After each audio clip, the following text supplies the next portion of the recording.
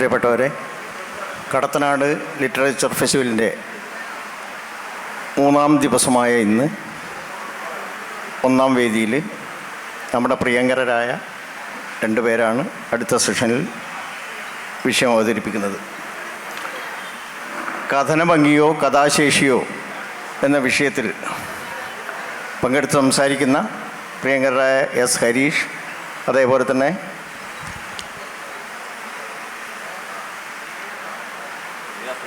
റിയാസ് കളരിക്കൽ, എൻ്റെ നാട്ടുകാരനാണ്, എൻ്റെ സുഹൃത്താണ്, എൻ്റെ പേര് തൽക്കാലം മറന്നുപോയതാണ്. ഈ 2 പേർക്കും ഈ യോഗത്തിലേക്ക്, ഈ ചടങ്ങിലേക്ക് സ്വാഗതം ആശംസിക്കുകയാണ്. അതേപോലെ തന്നെ കേൾവിക്കാരായിട്ടുള്ള മുഴുവൻ സുഹൃത്തുക്കൾക്കും സ്വാഗതം ആശംസിക്കുന്നു.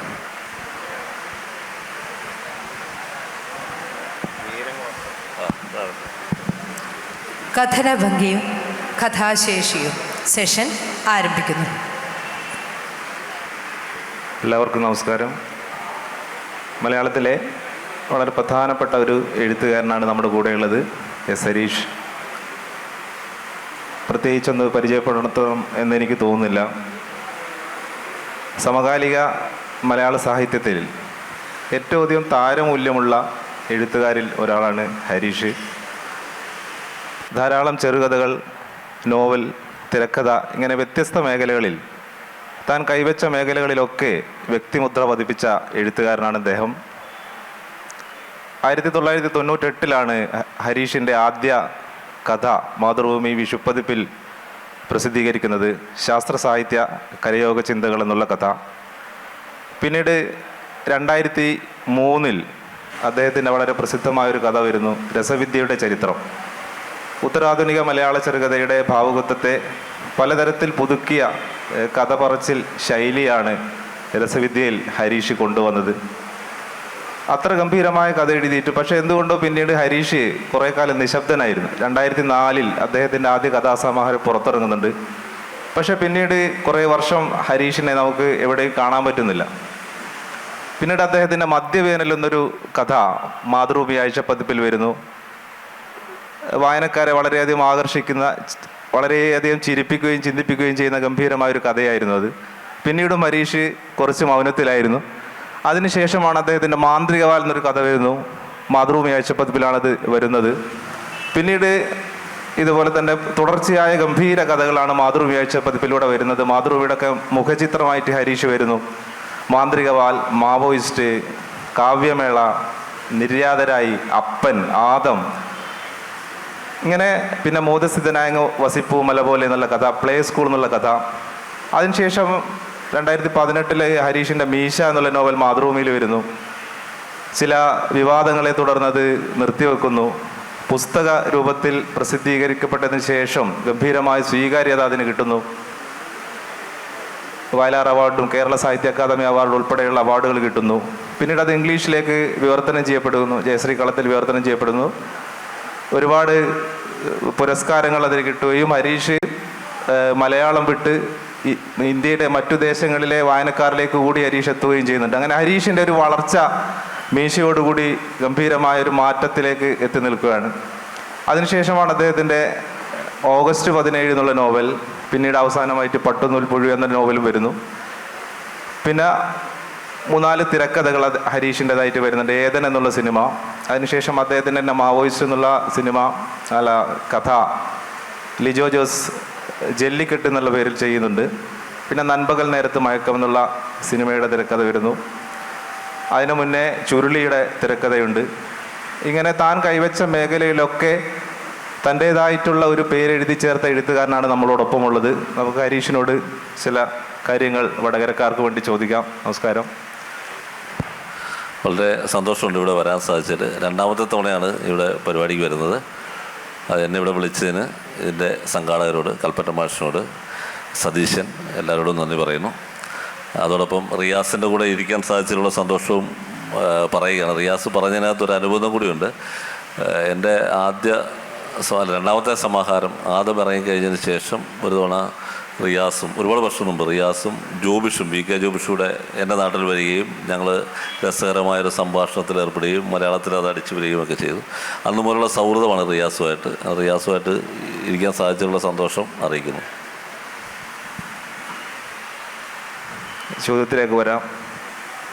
ഹരീഷിൻ്റെ ധാരാളം ചെറുകഥകളെക്കുറിച്ച് ഞാൻ സൂചിപ്പിച്ചു. ഹരീഷ് നോവൽ എഴുതുന്നതിന് മുന്നേ മലയാളത്തിൽ എസ്റ്റാബ്ലിഷ്ഡായ ധാരാളം ചെറുകഥകൾ എഴുതിയിട്ടുണ്ട്. പക്ഷേ പലപ്പോഴും നോവൽ വന്നതിന് ശേഷമാണ് ഹരീഷ് കുറച്ചുകൂടി ഒന്ന് പ്രസിദ്ധനായിട്ട് മാറുന്നതെന്ന് തോന്നിയിട്ടുണ്ട്. ഒരു എഴുത്തുകാരനായാലും ഒരു കഥാകൃത്തിനെ കുറച്ചുകൂടി ഒരു പ്രശസ്തിയിലേക്ക് എത്തിക്കണമെങ്കിൽ ഒരു നോവലിൻ്റെ സഹായം വേണോ, അല്ലെങ്കിൽ നോവൽ ആവശ്യമുണ്ടോ? നോവൽ എഴുതുമ്പോഴാണോ ഒരു എഴുത്തുകാരൻ കുറച്ചുകൂടി പ്രസിദ്ധനായിട്ട് മാറുന്നത്? പക്ഷേ മലയാളത്തിൽ ഏറ്റവും പ്രസിദ്ധനായ എഴുത്തുകാരൻ ടി പത്മനാഭൻ നോവലൊന്നും എഴുതിയിട്ടില്ല. പക്ഷേ ബാക്കി മിക്കവരുടെയും കാര്യത്തിൽ അത് ശരിയാണെന്ന് എനിക്ക് തോന്നിയിട്ടുണ്ട്. ഇതിൻ്റെ പ്രശ്നം എന്താണെന്ന് പറഞ്ഞാൽ, പ്രത്യേകിച്ചും അടുത്ത കാലത്ത് നീണ്ടു നിൽക്കുന്ന വായന കൂടുതൽ കിട്ടുന്ന നോവലിലാണ്. നേരത്തെ മുതലേ അതുണ്ട്. ചെറുകഥകൾ, വളരെ മനോഹരമായ ചെറുകഥകൾ മലയാളത്തിലുണ്ടായിട്ടുണ്ട്. ഇപ്പോൾ തകഴിയുടെ വെള്ളപ്പൊക്കത്തിൽ പോലുള്ള കഥ. തകഴി ഏതാണ്ട് എനിക്ക് തോന്നുന്നു 300 അതിലധികമോ ചെറുകഥകൾ എഴുതിയിട്ടുള്ള ആളാണ്. പക്ഷേ തകഴിയെക്കുറിച്ച് ഇന്ന് നമ്മൾ പറയുമ്പോൾ അദ്ദേഹത്തിൻ്റെ 4 or 5 ചെറുകഥകളുടെ കാര്യമേ ഓർത്തിരിക്കുന്നുള്ളൂ. അല്ലെങ്കിൽ സാഹിത്യ വിദ്യാർത്ഥികളോ അത് പഠിക്കുന്നവരോ ഒക്കെ അത് നമ്മളെപ്പോലൊരു വായിക്കുന്നുണ്ട്, അല്ല പൊതുസമൂഹം അത് വായിക്കാറില്ല. അതേസമയം കയറ് പിന്നെയും പിന്നെയും വായിക്കപ്പെടുന്നു, ഏണിപ്പടികൾ പിന്നെയും പിന്നെയും വായിക്കപ്പെടുന്നു. അപ്പോൾ എനിക്ക് തോന്നുന്നത് നോവൽ ഒരു പക്ഷേ ലോകത്തിലെ ഏറ്റവും അതിജീവിച്ച സാഹിത്യ രൂപങ്ങളിലൊന്നാണ്. കവിതയെ അങ്ങ് മാറ്റി നിർത്തിയാൽ, കവിതയാണ് ഏറ്റവും അതിജീവിച്ചത്, അതിനെ മാറ്റി നിർത്തിയാൽ ഏറ്റവും അതിജീവിച്ച സാഹിത്യരൂപം നോവലാണ്. പല ഭാഷകളിൽ പല സ്വഭാവം നോവലിന് വന്നിട്ടുണ്ട്. ജാപ്പനീസ് ഭാഷയുടെ ഒരു സ്വഭാവം, റഷ്യൻ ഭാഷയുടെ ഒരു സ്വഭാവം, ഇങ്ങനൊരു വൈവിധ്യം നോവലിന് വല്ലാതെ ഉണ്ട്. അതുപോലെ ഏറെക്കുറെ എല്ലാത്തിനെയും ഉൾക്കൊള്ളുന്ന ഒരു സാഹിത്യരൂപമായിട്ടും നോവൽ മാറിയിട്ടുണ്ട്. നോവലിനകത്തോട്ട് ജീവചരിത്രം കടന്നു വരുന്നു, ചരിത്രം കടന്നു വരുന്നു, ആത്മകഥ കടന്നു വരുന്നു. ചില നോവൽ വായിച്ചാൽ അത് ആത്മകഥയാണോ ജീവചരിത്രമാണോ എന്ന് നമുക്ക് അറിയാൻ പറ്റില്ല. നൗസ്കാഡിൻ്റെ മൈസ്ട്രകൾ എന്ന് പറയുന്ന വളരെ പ്രസിദ്ധമായ നോവലുണ്ട്, 6 ഭാഗങ്ങളുള്ള വലിയ നോവൽ. അപ്പോൾ അങ്ങനെ ഒരു നോവൽ അതിജീവിക്കുന്നുണ്ട്. അതാണ് അതിൻ്റെ ഒരു പ്രധാന കാരണമെന്ന് എനിക്ക് തോന്നുന്നു. അതുപോലെ തന്നെ അടുത്ത കാലത്തായിട്ട് വലിയ ആഖ്യാനങ്ങൾ മനുഷ്യർ വായിക്കാൻ ഇഷ്ടപ്പെടുന്നുണ്ടെന്നാണ് തോന്നുന്നത്. ഇപ്പം 1990കളുടെ പകുതിയോടെയൊക്കെ ഇവിടെ പോസ്റ്റ് മോഡേണിസം എന്ന് പറഞ്ഞൊരു സംജ്ഞ ഇങ്ങനെ പ്രചരിച്ചിരുന്നു. അപ്പോൾ എല്ലാവരും അക്കാലത്ത് പറഞ്ഞുകൊണ്ടിരുന്നത് വലിയ ആഖ്യാനങ്ങൾ തീർന്നു. അത് ഒരു ഫിലോസഫിയുടെ തലത്തിൽ പറഞ്ഞാൽ, മാർക്സിസം പോലുള്ള വലിയ ആഖ്യാനങ്ങളുടെ കാലം കഴിഞ്ഞു എന്നുള്ള അർത്ഥത്തിൽ പറഞ്ഞത്. പക്ഷേ എങ്കിൽ പോലും എഴുത്തിലും വലിയ ആഖ്യാനങ്ങളുടെ കാലം കഴിഞ്ഞു എന്നാണ് നമ്മൾ പറഞ്ഞുകൊണ്ടിരുന്നത്. പക്ഷേ പിൽക്കാലത്ത് വലിയ ആഖ്യാനങ്ങൾ വന്നു, സിനിമയിൽ തന്നെ വെബ് സീരീസുകൾ വന്നു. അപ്പോൾ ഇതെല്ലാം കൂടെ കാണിക്കുന്നത് നോവലിൻ്റെ ഒരു മുന്നോട്ട് പോക്കാണ്. ഒരുപക്ഷെ അതുകൊണ്ടായിരിക്കാം അങ്ങനെ ഒരു നോവലെഴുത്തിനൊരു പ്രശസ്തി ലഭിക്കുന്നതെന്ന് എനിക്ക് തോന്നുന്നു. പക്ഷേ ഞാൻ പേഴ്സണലി ചെറുകഥ വായിക്കാനൊക്കെ ഇഷ്ടപ്പെടുന്ന ഒരാളാണ് എന്ന് പറയുന്നത്. ഹരീഷിൻ്റെ എഴുത്തിൻ്റെ ഒരു പ്രത്യേകതയായിട്ട് തോന്നിയത് എൻ്റെ ഭാഷയിൽ അലങ്കാരങ്ങളൊട്ടുമില്ലാത്ത ഭാഷയാണ് പൊതുവെ കണ്ടുവരുന്നത്. ഹരീഷിൻ്റെ തന്നെ കാലഘട്ടത്തിൽ എഴുതിയ ഇപ്പോൾ സുഭാഷ് ചന്ദ്രൻ്റേതായാലും സന്തോഷ് കുമാറിൻ്റേതായാലും ഉണ്ണിയാറിൻ്റെ കുറച്ചുകൂടി ഒരു ആലങ്കാരികമായ ഭാഷയാണ്. സാഹിത്യമായതെന്ന് നമ്മൾ പറയുമ്പോൾ ഭാഷയുടെ ഒരു അലങ്കാരത്തിനും ഒരു കവിത പോലെ മനോഹരമായ ഭാഷ എന്നൊക്കെ നമ്മൾ പറയും. പക്ഷെ ഹരീഷിലേക്ക് എത്തി നോക്കുന്ന സമയത്ത് അലങ്കാരങ്ങളൊന്നുമില്ലാത്ത വളരെ സാധാരണമായ ഭാഷയാണ് ഹരീഷ് പ്രയോഗിക്കുന്നത്. പക്ഷേ അതിൽ അസാധാരണമായ പ്രമേയങ്ങളും കൊണ്ടുവരുന്നു, സന്ദർഭങ്ങളും കൊണ്ടുവരുന്നു. ഈ ഭാഷയുടെ അലങ്കാരമില്ലാത്തതിനോടുള്ള ഹരീഷിൻ്റെ ഒരു നോട്ടം എങ്ങനെയാണ്? അത് ബോധപൂർവം കൊണ്ടുവരുന്നതാണോ അലങ്കാരങ്ങളോടുള്ള ഈ വിപ്രതിപത്തി? ബോധപൂർവം കൊണ്ടുവരുന്നതല്ല. പക്ഷേ എനിക്ക് മലയാളത്തിൽ വായിക്കാൻ ഇഷ്ടം അങ്ങനെയുള്ള എഴുത്താണ്. ഉദാഹരണത്തിന് സക്കറിയ അലങ്കാരങ്ങൾ കൊണ്ടുവരുന്ന ആളല്ല. ബഷീർ അലങ്കാരങ്ങൾ കൊണ്ടുവരുന്ന ആളല്ല. പുനത്തിൽ അദ്ദേഹം അലങ്കാരങ്ങളോ സങ്കീർണമായ ഭാഷയോ ഉപയോഗിക്കുന്ന ആളല്ല. വളരെ ലളിതമായ ഭാഷയാണ്, നീണ്ട വാചകങ്ങളല്ല, സങ്കീർണമായ വാചകഘടനയില്ല. വളരെ ലളിതമായിട്ടാണ് പുനത്തിലെ സക്കറിയൊക്കെ. അതിനു മുമ്പത്തെ തലമുറ നോക്കിയാൽ തകഴിയും അങ്ങനെ തന്നെയാണ്. തകഴി അലങ്കാരങ്ങളില്ലാത്ത നമ്മുടെ സാധാരണ ഭാഷ ഉപയോഗിച്ചെഴുതിയ ആളാണ് തകഴി. അതുപോലെ തന്നെ കാരൂര്, മലയാളത്തിലെ ഏറ്റവും വലിയ കഥാകൃത്ത് കാരൂരാണെന്നാണ് പേഴ്സണലി എൻ്റെ തോന്നൽ. കാരൂരും അങ്ങനെ, കാരൂരിൻ്റെ മരപ്പാവുകൾ എടുത്തു നോക്കിയാൽ അതിനകത്ത് യാതൊരു അലങ്കാരവും ഇല്ല. വളരെ നമ്മൾ പറയുന്ന രീതിയിൽ കഥ പറഞ്ഞു പോകും. അതിനോടുള്ളൊരു ഇഷ്ടം എനിക്കുണ്ട്. പിന്നെ നമ്മളിപ്പോൾ ഇന്നത്തെ ലോകസാഹിത്യം വായിച്ച് നോക്കിയാൽ അലങ്കാര സമൃദ്ധമായ ഭാഷ വളരെ കുറച്ച് പേര് ഉപയോഗിക്കുന്നുള്ളതാണ് എൻ്റെ വായനയിൽ നിന്ന് എനിക്ക് തോന്നിയൊരു കാര്യം.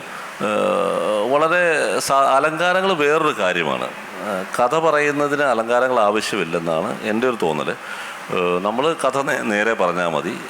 അതിൻ്റെ ധ്വനികൾ വേറെ തരത്തിലാണ് വരേണ്ടത്. ആ കഥ പറയുന്നതിൽ കൂടി നമ്മൾ പറയാത്ത ഒരു കാര്യം ആൾക്കാരോട് കൺവേ ചെയ്യുകയാണ് ചെയ്യേണ്ടത്. അല്ലാതെ അലങ്കാരങ്ങളിൽ കൂടി അത് കൺവേ ചെയ്യേണ്ടതുകൊണ്ടെന്ന് എനിക്ക് തോന്നുന്നില്ല. പുതിയ തലമുറയിലെ ഇപ്പം ഏറ്റവും പുതുതായിട്ട് വരുന്ന എഴുത്തുകാരും അങ്ങനെ അലങ്കാരങ്ങൾ അധികം ഉപയോഗിക്കുന്നത് ഞാൻ കാണുന്നില്ല.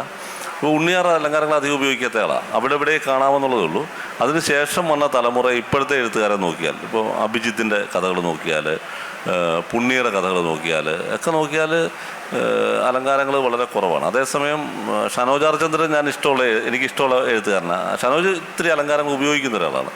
രണ്ട് തരത്തിലുള്ള എഴുത്ത് എന്നുള്ളതേ ഉള്ളൂ അതിനകത്ത്. എനിക്കിഷ്ടം മറ്റേതാണ് എന്നുള്ളതേ ഉള്ളൂ. അതുപോലെ തന്നെ ഹരീഷ്, ഈ അലങ്കാരങ്ങൾ അതിനോടൊപ്പം പറയേണ്ടത് ഡയറക്റ്റ് കഥയിലേക്ക് കടക്കുകയോ ചെയ്യാം. നീതുവേ പോയി, അദ്ദേഹത്തിൻ്റെ മാന്ത്രിക വാൽ എന്നുള്ള ഗംഭീരമായൊരു കഥയാണ്.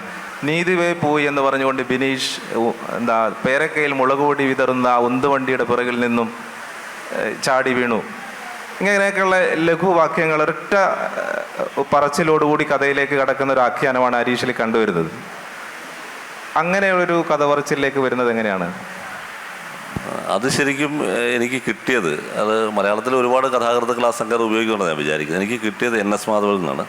ഇപ്പോൾ NS മാധവൻ്റെ ഹിഗ്ഗുറ്റ എന്ന് പറയുന്ന കഥ ഞാൻ 10ാം ക്ലാസ്സിൽ പഠിക്കുമ്പോഴാണ് പ്രസിദ്ധീകരിച്ചു വരുന്നത്. ആ സമയത്ത് തന്നെ റിയാസ് ഒരുപക്ഷെ അത് വായിച്ച് കാണും. അത് ആഴ്ചപ്പതിപ്പിൽ അടിച്ചു വരുന്നു, അത് നമ്മൾ വായിക്കുന്നു. അന്ന് നല്ല സാഹിത്യത്തെക്കുറിച്ച് വലിയ ധാരണയൊന്നും എനിക്കില്ല, കുറച്ച് കഥകളൊക്കെ വായിക്കുന്നു എന്നുള്ളതേ ഉള്ളൂ. അത് വായിച്ചു കഴിയുമ്പോൾ നമുക്ക് മനസ്സിലാകുന്നത് ഇതാ കഥ മാറുകയാണ്. അദ്ദേഹത്തിൻ്റെ കഥകൾ അങ്ങനെയാണ്, ഒറ്റ വാചകത്തിൽ കൂടി നേരെ കഥയിലേക്ക് പ്രവേശിക്കുകയാണ് NS മാധവൻ ചെയ്തത്. അതിനുശേഷം വന്ന നാലാലോകം, കാണി, തിരുത്ത്, ഏത് കഥ എടുത്തു നോക്കിയാലും നേരെ കഥയിലേക്ക് സ്ട്രെയിറ്റ് ചാടിയിറങ്ങുന്ന NS മാധവനെ കാണാം. അതിനുശേഷമാണ് മലയാള കഥ ആ തരത്തിൽ മാറിയെന്നാണ് എനിക്ക് തോന്നുന്നത്. കൂടുതൽ നമ്മൾ പറയേണ്ട കാര്യമില്ല. ഈ നമ്മുടെ ഇദ്ദേഹം പറയുന്നൊരു കാര്യമുണ്ട്, MB പോൾ പറഞ്ഞൊരു കാര്യമുണ്ട്. MB പോൾ പറഞ്ഞത് കഥയുടെ സൗന്ദര്യം എന്ന് പറഞ്ഞാൽ അണിമ, കഥയുടെ ലക്ഷണം അണിമ, നോവലിൻ്റെ മഹിമ എന്നാണ് അദ്ദേഹം പറഞ്ഞത്. അണിമ എന്ന് പറഞ്ഞാൽ സൂക്ഷ്മാർത്ഥത്തിലുള്ള സൗന്ദര്യം എന്നാണ്. മഹിമ മഹത്വം.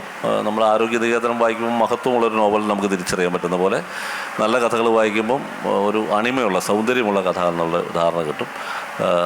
അതിന് ഏറ്റവും നല്ലത് ഇങ്ങനെ സ്ട്രെയിറ്റ് പറയുന്നതാണെന്നുള്ള തോന്നൽ ഉണ്ട്. പിന്നെ നമ്മൾ കഥ എഴുതി വരുമ്പോൾ ഇത് വളരെയധികം ആലോചിച്ചൊന്നുമില്ല ഇങ്ങനെ തീരുമാനം എടുക്കുന്നത്. നമ്മൾ വായിച്ച കഥകൾ അങ്ങനെ ഒരുപാടെണ്ണം നമ്മുടെ മുന്നിലുണ്ടല്ലോ. ഏതായിരിക്കണം നല്ല കഥ എന്നൊരു ധാരണ നമ്മുടെ മനസ്സിൽ ഉണ്ട്. അപ്പോൾ ആ തരത്തിൽ എഴുത്തിലോട്ട് വരുന്നു എന്നുള്ളതേ ഉള്ളൂ. അതുപോലെ തന്നെ ഹരീഷിൻ്റെ നർമ്മം, ഇപ്പം സക്കറിയനെ കുറിച്ച് പറഞ്ഞു.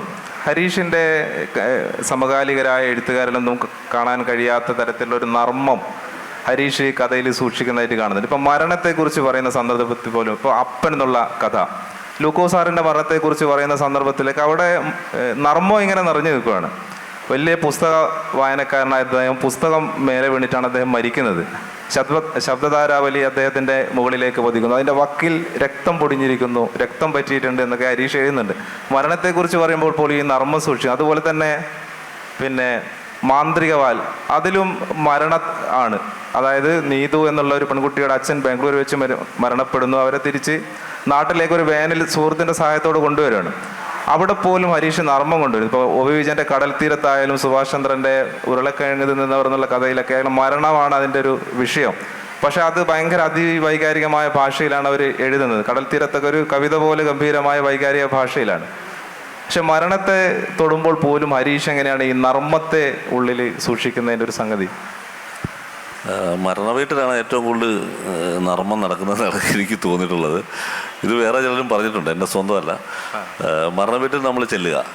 ഒരു സ്ഥലത്ത് ഒരു മരണ വീട്ടിൽ ഞാൻ ചെന്നപ്പോൾ കണ്ടത് മകൻ അപ്പുറയിൽ നിന്ന് ചീട്ട് കളിക്കുന്നുണ്ട്. അമ്മ മരിച്ചു കിടക്കുന്നു, മകൻ അപ്പുറയിൽ നിന്ന് ചീട്ട് കളിക്കുന്നു. രാത്രി മുഴുവൻ വിഷമിച്ച് ഉറങ്ങാതിരിക്കുന്നവർ, പകുതി ഇങ്ങനെ ചാരി ഇരുന്ന് ഉറങ്ങുന്നവർ, പകുതി കിടക്കുന്നവർ, ഇങ്ങനെ പല ഏറ്റവും കൂടുതൽ ഔപചാരികത സൂക്ഷിക്കേണ്ട സ്ഥലമാണ്. ഈ ഔപചാരികത സൂക്ഷിക്കേണ്ട സ്ഥലത്താണ് ഏറ്റവും കൂടുതൽ നർമ്മം വരുന്നത്. അതുകൊണ്ടാണ് അങ്ങനെയൊക്കെ എഴുതിയത്. പിന്നെ നർമ്മം എന്നെ സംബന്ധിച്ച് ഒരു വളരെ സ്വാഭാവികമായിട്ട് വരുന്നൊരു കാര്യമാണ്. കാരണം ഞാൻ കോട്ടയത്ത് ജീവിക്കുന്ന ഒരാളാണ്. കോട്ടയത്തിൻ്റെ ചില സവിശേഷതകളുണ്ട്.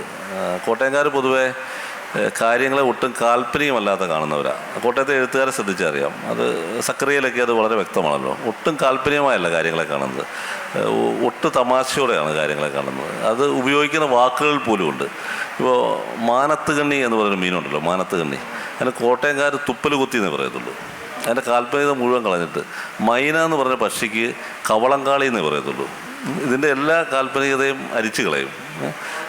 മറ്റേ ഇതിന് ചില പൂവുകൾക്കൊക്കെ അങ്ങനെ പേരുണ്ട്, ഞാൻ ഇപ്പോൾ മറന്നുപോയി. അപ്പോൾ അതൊരു നർമ്മത്തിലേക്ക് നയിക്കുന്ന ഒരു കാര്യമാണ്. പിന്നെ കൂടുതലും എനിക്ക് എൻ്റെ കഥകൾ കിട്ടിയിരിക്കുന്നത് എൻ്റെ നാട്ടിൽ വളരെ സാധാരണക്കാരായ മനുഷ്യരുമായിട്ടുള്ള ഇടപാടുകളിൽ നിന്നാണ് കൂടുതൽ കഥകൾ കിട്ടിയിരിക്കുന്നത്. എൻ്റെ സുഹൃത്തുക്കൾ, അടുത്ത ബന്ധുക്കൾ, അങ്ങനെയുള്ളവരുടെ നിന്നാണ് എനിക്ക് കൂടുതൽ കഥകൾ കിട്ടിയിരിക്കുന്നത്.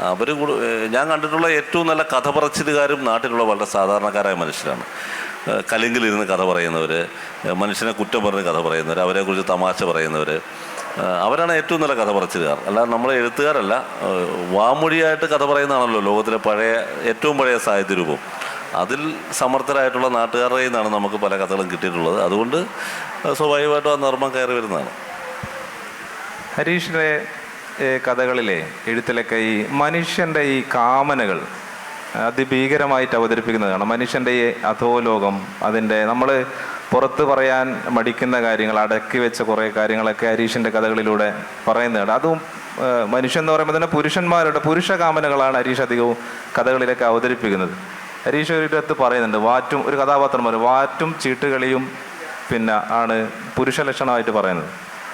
അപ്പം എങ്ങനെയാണ് ഈ മനുഷ്യൻ്റെ കാമനകളെ ഇങ്ങനെ അവതരിപ്പിക്കുന്നതിൻ്റെ ഒരു യുക്തി എന്താണ്? നമ്മുടെ ജീവിതം എന്ന് പറഞ്ഞാൽ നമ്മൾ ഈ കാണുന്ന ജീവിതം, മാർക്കേസ് പറഞ്ഞൊരു കാര്യമുണ്ട്, ഒരാൾക്ക് 3 ജീവിതം ഉണ്ടെന്നാണ് പറഞ്ഞത്. പരസ്യ ജീവിതം, സ്വകാര്യ ജീവിതം, രഹസ്യ ജീവിതം. പരസ്യ ജീവിതം എന്ന് പറഞ്ഞാൽ നമ്മൾ ഈ ഇരിക്കുന്ന ഞാനും റിയാസും ഇവരും എല്ലായിരിക്കുന്ന പരസ്യ ജീവിതം. സ്വകാര്യ ജീവിതം റിയാസിൻ്റെ ഭാര്യയ്ക്കും മക്കൾക്കും അച്ഛനും അമ്മയ്ക്കും അറിയാവുന്ന ജീവിതം. സ്വകാര്യ ജീവിതം രഹസ്യ ജീവിതം റിയാസിന് മാത്രം അറിയാവുന്ന ജീവിതം ആണല്ലോ. ഇങ്ങനെ 3 ജീവിതങ്ങളുണ്ട്. പലപ്പോഴും രഹസ്യ ജീവിതമാണ് തീർച്ചയായിട്ടും കഥയ്ക്ക് വളക്കൂറുള്ള മണ്ണ് എന്നാണ് എനിക്ക് തോന്നുന്നത്. ആത്മകഥകൾ നന്നാകുന്നത് പലപ്പോഴും രഹസ്യ ജീവിതം എഴുതുമ്പോൾ നമുക്ക് ശ്രദ്ധിച്ചാൽ മനസ്സിലാവും. അല്ലാതെ സ്വകാര്യ ജീവിതമോ പരസ്യ ജീവിതമോ എഴുതുന്ന ആത്മകഥകൾ വളരെ ബോറായിരിക്കും മിക്കവാറും. ആൾക്കാർക്ക് ഇത് ഇഷ്ടപ്പെടില്ല. അതേസമയം രഹസ്യ ജീവിതം എഴുതുന്ന ആത്മകഥകളാണ്. ഇപ്പോൾ ഒരാളുടെ യഥാർത്ഥ കാമുകി എന്ന് പറഞ്ഞാൽ രഹസ്യ കാമുകിയാണെന്നാണ് പറയുന്നത്. യഥാർത്ഥ ജീവിതം എന്ന് പറഞ്ഞാൽ രഹസ്യ ജീവിതമാണെന്ന് പറഞ്ഞത്. അങ്ങനെ ഒരു അധോലോക ജീവിതം, അതൊരു മോശാർത്ഥത്തിലല്ല പറയുന്നത്. അങ്ങനെ ഒരു ജീവിതം എല്ലാ മനുഷ്യർക്കും ഉണ്ട്. അവിടെയാണ് എഴുത്തിൻ്റെ വേരുകൾ കിടക്കുന്നത്, കവിതയുടെയും കഥയുടെയൊക്കെ വേരുകൾ കിടക്കുന്നത്. അതുകൊണ്ട് ആ കാമനകളൊക്കെ സ്വാഭാവികമായിട്ടും വരുന്നതാണ്. പിന്നെ മനുഷ്യൻ എന്ന് പറഞ്ഞാൽ അടിസ്ഥാനപരമായിട്ട് നമ്മളൊരു ഓൾഡ് വേൾഡ് മങ്കീസ് എന്നാണ് നമ്മളെക്കുറിച്ച് പറയുന്നത്.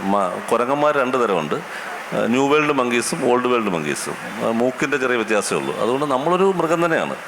ഓൾഡ് വേൾഡ് മങ്കീസിൽപ്പെട്ട ഒരു മൃഗം തന്നെയാണ്. നമുക്കൊരു മൃഗത്തിനുള്ള അതേ വിശപ്പ്, ലൈംഗിക ആഗ്രഹം, അങ്ങനെ 2-3 കാര്യങ്ങളാണ് നമ്മളെ ഡ്രൈവ് ചെയ്യുന്ന ഫോഴ്സുകൾ. അത് ബാക്കിയെല്ലാം നമ്മൾ സംസ്കാരത്തിൽ കൂടെ ഉണ്ടാക്കിയെടുത്ത ചില കാര്യങ്ങളാണ്. നമ്മുടെ വേഷം, ഔപചാരികമായ പെരുമാറ്റമെല്ലാം. യഥാർത്ഥത്തിലുള്ള ആൾ ഒരു കുട്ടിക്കുരങ്ങൻ തന്നെയാണെന്നാണ് എൻ്റെ വിചാരം. അതുകൊണ്ടാണ് അങ്ങനെ എഴുതുന്നത്.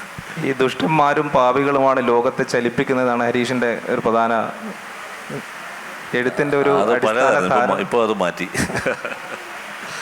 അല്ല, ശരിക്കും അതിനകത്ത് കുറച്ച് കാര്യമുണ്ട്. നമ്മൾ രാമായണം എടുക്കുക. രാമായണത്തിൽ രാമനേക്കാളും മികച്ച കഥാപാത്രം രാവണൻ തന്നെയാണ്, അല്ലേ? അങ്ങനെയല്ലേ? ദുര്യോധനാണ് മഹാഭാരതത്തിലെ ഏറ്റവും നല്ല കഥാപാത്രം. അതുപോലെ നമ്മൾ സിനിമകൾ എടുക്കുക. നമ്മൾ വില്ലന്മാർ കത്തി നിൽക്കുന്ന സിനിമകളാണ് നമ്മുടെ മനസ്സിൽ നന്നായിട്ട് നിൽക്കുന്നത്. അതുകൊണ്ടാണ് അങ്ങനെ ഇപ്പോൾ ഏറ്റവും കൂടുതൽ സിനിമകൾ വരുന്നത് അധോലോക നായകന്മാരെ കുറിച്ചല്ലേ സിനിമകൾ വരുന്നത്. മനുഷ്യരെവിടേക്കോ ഇതിനെ രഹസ്യമായി ആരാധിക്കുകയും ചെയ്യുന്നു, ഒരേ സമയം വെറുക്കുകയും അതേസമയം ആരാധിക്കുകയും ചെയ്യുന്നുണ്ട് മനുഷ്യർ.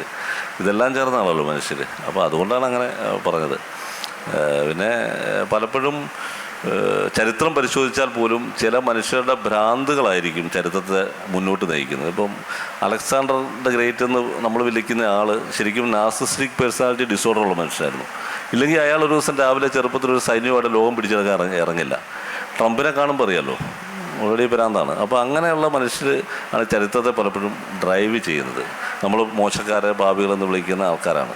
അല്ലാതെ നിശബ്ദ ഭൂരിപക്ഷത്തിന് പലപ്പോഴും അതിൽ വലിയൊരു സ്ഥാനമുണ്ടാകില്ല. അതൊക്കെ കൊണ്ടാണ് അങ്ങനെ എഴുതിയത്.